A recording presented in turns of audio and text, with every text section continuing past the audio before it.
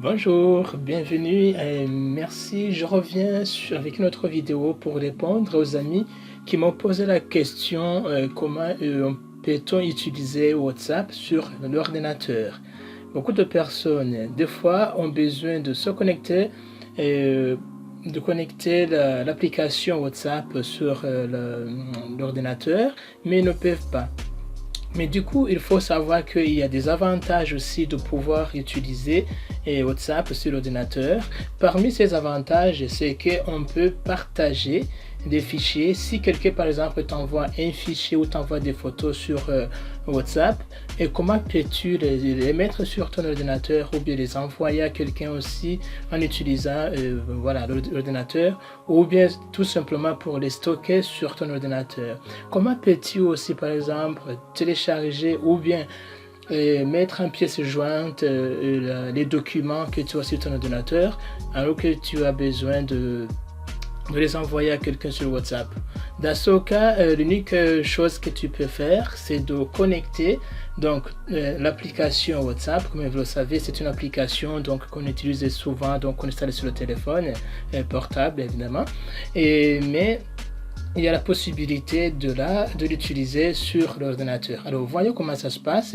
Et normalement, la première chose qu'il faut faire, il faut ouvrir l'application, donc l'application sur le téléphone, comme vous voyez sur ce schéma.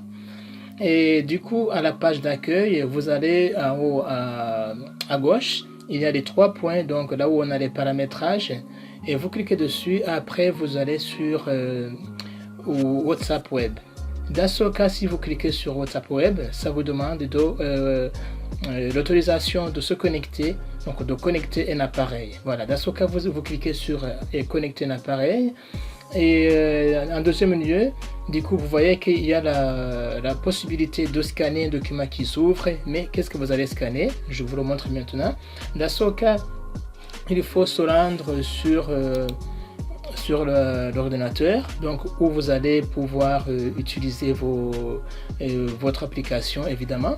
Alors dans ce cas, si vous allez sur l'application, dans ce cas vous allez en haut, vous notez web.whatsapp.com. Dans ce cas, une page qui est comme celle-ci s'ouvre. Dans ce cas, celle-ci en fait, ça c'est le QR code que vous allez scanner. Ici, vous avez la possibilité de décocher ou cocher cette option pour garder la session ouverte. Ça signifie quoi? Si vous gardez la session ouverte, ça signifie que vous pouvez rester donc connecté sur l'ordinateur et continuer à échanger les messages. Évidemment aussi, un autre avantage est d'utiliser le WhatsApp sur l'ordinateur, et c'est que c'est facile à taper. Si vous voulez taper un texte, vous voulez rédiger beaucoup de choses, dans ce cas c'est plus facile avec un clavier d'ordinateur, tandis que quand vous utilisez le téléphone, des fois c'est difficile, il y a des lettres que vous n'avez pas, qu'il faut chercher, mais c'est facile quand on utilise l'ordinateur. Dans ce cas, si vous passez quelques temps donc sans utiliser cette application sur l'ordinateur, vous voyez qu'il y a le code qui se change parce que le code change au bout de quelques secondes. Ou bien si vous passez quelques minutes, ça devient bleu. Donc ici, le code se cache. Il faut cliquer dessus pour que le code apparaisse encore. Si vous oubliez, dans ce cas, vous voyez ici à côté, ils vous mettent aussi les indications qu'il faut suivre en fait. Vous ouvrez le téléphone et vous allez sur le menu sur le réglage. Et puis ici, le réglage aussi, après vous scannez le code. Après avoir scanné le code, automatiquement, ça vous ouvre votre page. Évidemment, ça synchronise votre téléphone sur votre portable. Dans ce cas, ça devient comme vous voyez. Et puis, il y a la possibilité donc d'ajouter une pièce jointe. Comme je vous voyais par exemple, si on fait une simulation, si on envoie un document à quelqu'un, dans ce cas, essayez d'envoyer un document à une personne. Et dans ce cas, donc, je suis sur ma page. Maintenant, je choisis la personne à qui je vais envoyer un message. Et puis après, donc je peux ajouter une pièce jointe ou une photo. Je peux aussi ajouter un document. Et voilà, et ça, ce document, ça peut être une photo, ça peut être ce que vous voulez en fait. Vous pouvez envoyer ça. Et puis vous pouvez aussi télécharger une image ou un document. Dans ce cas, vous cliquez dessus. Après, vous cliquez sur l'option télécharger. Dans ce cas, vous aurez dans votre fichier téléchargement.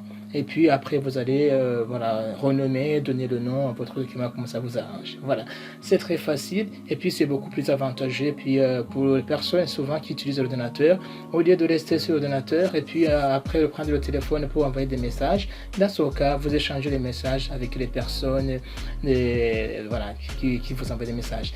Après, ensuite, l'autre chose qu'il faut faire, si vous voulez par exemple, voilà, si vous partez, vous voulez laisser votre ordinateur accessible, dans ce cas, et si vous voulez déconnecter votre WhatsApp, dans ce cas, vous allez ici sur les trois points, ici en bas, vous cliquez sur déconnecter. Dans ce cas, vous allez sur déconnecter et c'est beau et puis c'est fait. Voilà, c'est bien, c'est facile. Donc, j'espère que cette formation vous soit utile. Et voilà, si vous connaissez quelqu'un qui en a besoin, ou bien vous partagez avec vos amis, peut-être ils en ont besoin. Surtout les personnes qui utilisent en même temps aussi le téléphone et l'ordinateur. Merci pour ce moment que vous avez dédié à cette vidéo. À la fois prochaine. À très bientôt. Merci.